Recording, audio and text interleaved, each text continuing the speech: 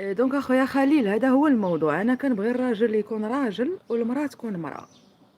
المراه تدلل عليك سي بيان، هذيك هي طبيعه المراه.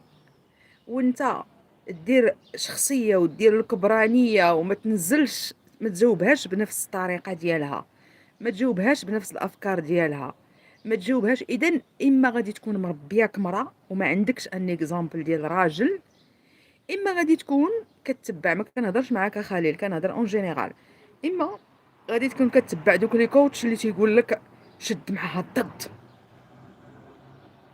شتي المراه غادي تبقى تشد معاها الضد واخا تكون كتموت عليك، غادي تكرهك، غتكرهك، حتى هي غتشد معاك الضد، حتى حاجه ما غتشوفها منها من داك الشيء اللي على بالكم. زيد الى ذلك، اي حليمه صباح النور حبيبه، صباح النور. فهمتي؟ حتى هي غتشد معاك الضد من داك الشيء اللي على بالك.